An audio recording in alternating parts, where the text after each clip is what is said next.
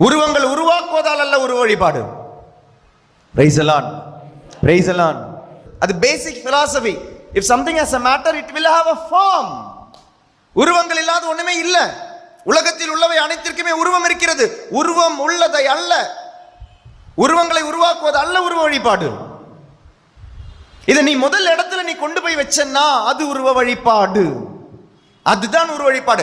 அந்த உருவ வழிபாடிற்கு கண்டிப்பாக உனக்கு என்ன வேணும்னு இல்ல, கல்லாலான, மண்ணாலான, மரத்தாலான, ஸ்டீலாலான, இரும்பாலான, பொருளாலான உருவம் வேணாம், வேண்டவே வேண்டாம். What you have kept in the first place, first position, other than your God, other than your God, கடவுளுக்கு பதிலாக நீ முதல் இடத்தில் எதை வைத்திருக்கிறாயோ அதுதான் உன் கடவுள். அது கோபமாக இருக்கலாம், கோபத்துக்கு உருவம் இல்லை. கல்லாலான, மண்ணாலான, இரும்பாலான, பொருளாலான உருவம் இல்லை.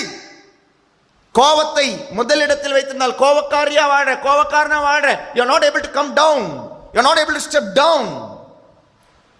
வெறுப்பு, விரோதங்கள், ஏமாற்றங்கள், இதுல தான் நீ வாழ்ந்து கொண்டிருக்கிறாயா? வாழ்ந்து கொண்டிருக்கிறாய் என்றால் அதுதான் உருவ வழிபாடு.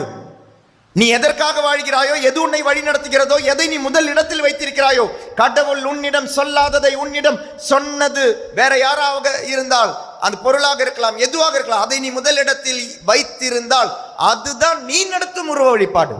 இது அல்லவே அல்ல, இது அல்லவே அல்ல. இதெல்லாம் அடையாளங்களாக ஆண்டவர் தந்தது, அடையாளங்கள். இதில் உண்மை இல்லை. These are only the signs, symbols that will take you to Jesus. இந்த சிலுவையை பார்க்கும் பொழுது இது ஒரு அடையாளம்.